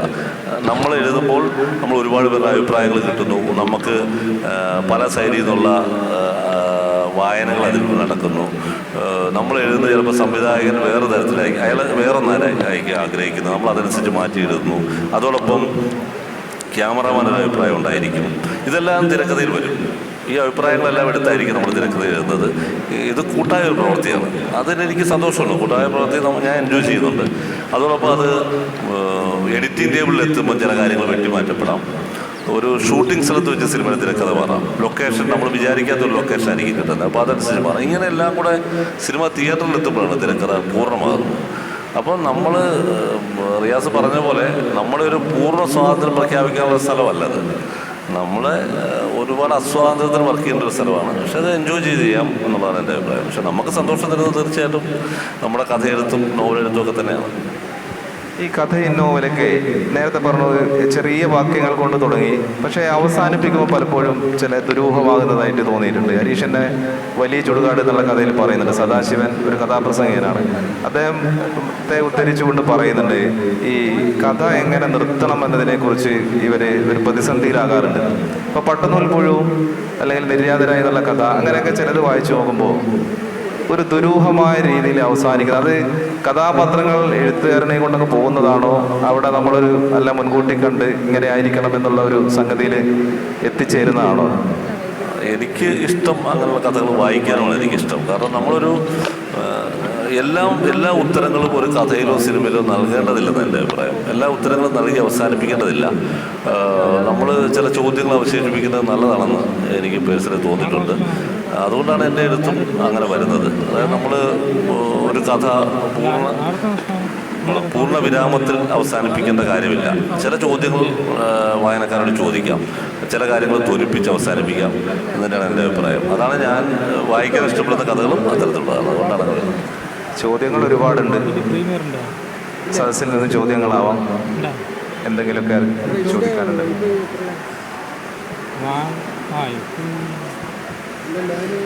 പ്രധാനമായി ചോദിക്കാനുള്ളത്, ഹരീഷിൻ്റെ മീശ എന്ന നോവല് വളരെ പ്രമാദാവുകയും മാതൃഭൂമിയിലെ ഒരു എഡിറ്ററാണ് മാതൃഭൂമിയിൽ നിന്ന് മാറ്റി വേറൊരാളുടെ മാതൃഭൂമിയിൽ സൃഷ്ടിക്കുകയും ചെയ്യേണ്ട ഒരു സംഭവമായി മാറിയിട്ടുണ്ട്. ഇത്രയും വിവാദപരമായ ഒരു പരാമർശ കഥയിൽ യഥാർത്ഥത്തിൽ നടത്തേണ്ടതുണ്ടായിരുന്നോ? അത് രാഷ്ട്രീയക്കാരുടെ കയ്യിൽ അത് കൊടുത്ത് അതൊരു വലിയ സംഭവമാക്കി മാറ്റുക മാത്രം, അത്രയധികം വലിയ സംഭവമാക്കി അത് മാറ്റേണ്ടതുണ്ടായിരുന്നോ എന്നാണ് ഹരീഷോട് ചോദിക്കാൻ. കാരണം അത് മാതൃഭൂമിയിൽ വന്നപ്പോൾ വലിയ കോടിലൊക്കെ ഉണ്ടാക്കിയ ഒരു സംഭവമാണ്. ആ പരാമർശ വസ്തുതയിലേക്ക് ഒരു കഥാകൃത്ത് നിങ്ങൾക്ക് ഒഴിവാക്കിക്കൂടായിരുന്നു? ആ സംഭവമാക്കിയത് ഞാനല്ലല്ലോ. ഞാനാണെങ്കിൽ അത് മാറ്റാറില്ല. ഞാനല്ല സംഭവമാക്കിയത്, അത് വേറെ ആൾക്കാരെ സംഭവമാക്കിയത്. പിന്നെ ഞാൻ ഈ നോവൽ എഴുതിയിട്ട് 10ഓളം പേർക്ക് വായിക്കാൻ കൊടുത്തിരുന്നു. എനിക്ക് എൻ്റെ സുഹൃത്തുക്കളായ കഥാകൃത്തുക്കൾ ഉൾപ്പെടെ 10ഓളം പേര് വായിച്ചു. അവർക്കാർക്കും അതിനകത്ത് യാതൊരു പ്രശ്നവും തോന്നിയില്ല. അതുപോലെ അതിലും പ്രശ്നങ്ങളുള്ള പരാമർശമുള്ള എത്രയോ നോവലുകൾ മലയാളത്തിൽ ഞാൻ ചൂണ്ടിക്കാണിക്കാം. അതിനൊന്നും ഇത്രയും പ്രശ്നം ഉണ്ടായിട്ടില്ല. അത് വേറെന്തോ കാരണത്താൽ ഉണ്ടായ പ്രശ്നമാണ്. പിന്നെ അതിനെ ഒരു അക്കാരണത്താൽ അത് മാറ്റണമെന്ന് ആരെങ്കിലും പ്രകോപിപ്പിക്കുന്നു എന്ന കാരണത്താൽ അത് എഡിറ്റ് ചെയ്ത് മാറ്റണമെന്ന് പറയുന്നതിനകത്ത് വലിയ കാര്യമില്ലെന്ന് എനിക്ക് തോന്നുന്നത്. അങ്ങനെയാണ് ലോകത്തിൽ ഒരു കലാസൃഷ്ടി സാധ്യമാകില്ല. എല്ലാ കലയും ഏതെങ്കിലും തരത്തിൽ ആരെങ്കിലും പ്രകോപിപ്പിക്കുന്നുള്ളതാണ് എൻ്റെ ഒരു വിചാരം. അത് വേണമെന്ന് തന്നെയാണ് എൻ്റെ അഭിപ്രായം. എനിക്ക് ചോദിക്കാനുള്ളത്,